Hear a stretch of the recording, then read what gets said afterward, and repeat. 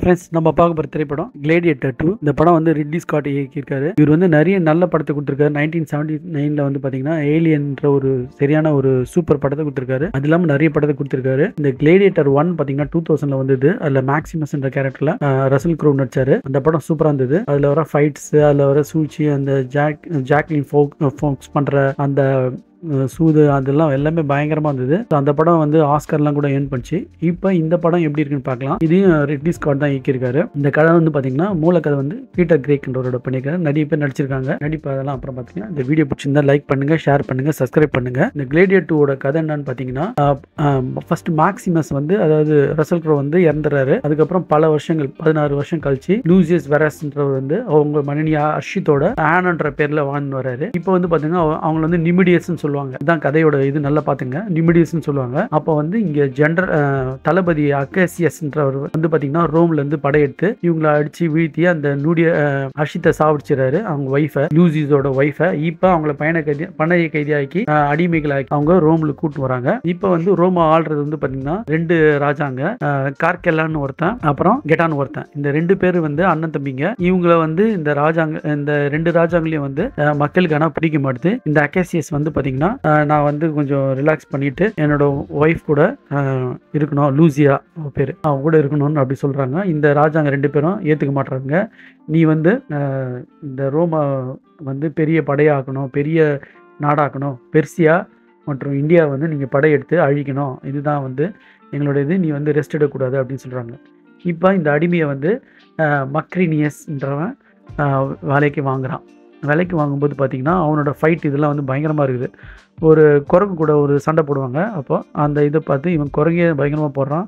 குரங்கு கூடவே அப்போ மனுஷன் கூட எப்படி போடுவான் அப்படின்ட்டு அப்போ அதுலேயும் பார்த்தா இவன் ஜெயிச்சிருவான். இந்த லூசியஸ் வந்து ஜெயிச்சிருவான். இப்போ இந்த லூசியஸ் வந்து பார்த்திங்கன்னா இவனை வந்து கொம்பு சீவி இந்த ரோம் தளபதி கிட்ட இவனை இது பண்ணி இந்த ரோமோட படையை அழித்து நம்ம வந்து ராஜாவாயின்னு தான் இந்த மக்ரினிசனோட வேலை, ஐடியா. அது மக்ரினிசன் யாருன்னு கேட்டீங்கன்னா டென்சில் வாஷிங்டன் வில்லனாக நடிச்சிருக்காரு. அவர்லாம் எந்த ஒரு நடிப்புன்னு சொல்ல முடியாது, சாதாரணமாக தான் வராரு, அப்படியே முறைக்கிறாரு, அது மாதிரிலாம் பண்ணுறாரு. இப்போ இந்த லூசிஸை வந்து பார்த்திங்கன்னா இவனோட அம்மா வந்து பார்த்திங்கன்னா இந்த ஃபஸ்ட் பார்ட்டில் வந்த லூசியானா தான் வந்து இவங்க அம்மானு அவனுக்கு தெரியும். அப்போ அகேசியஸ் வந்து கிட்ட அவங்க அம்மா சொல்லுவாள், இந்த பையன் வந்து நம்ம பையன்தான், அவங்களுக்கு தெரியுமான்னு அப்படி கேட்பான். ஸோ இதுக்கு நடுவில் வந்து பார்த்திங்கன்னா ஒரு கிளேடியேட்டர், அந்த க்ளோசியம், அந்த கிரவுண்டு பேர் வந்து க்ளோசியம், அந்த இடத்துல வந்து பார்த்திங்கன்னா ஒரு ஃபைட் நடக்கும். கேண்டாமருக்கு வச்சு ஒரு ஃபைட் நடக்கும். அப்புறம் தண்ணிங்கெலாம் உள்ளே விட்டு கப்பலில் அந்த ஷார்க் ஃபைட் ஒன்று நடக்கும். அதெல்லாம் பயங்கரமாக இருந்துச்சு. அப்போ கூட பயங்கரமாக இருந்தால் கூட ஸ்பார்க்டஸ்னு ஒரு படம் வந்தது. அது மாதிரி எளிமையாகவும் கிராண்டாகவும் இல்லை. இது ரொம்ப பிரமிப்பாக கிராஃபிக்ஸோட இதெல்லாம் இருக்கிறதால இது ஒன்றும் அவ்வளோ பிரமிப்பாக தெரில.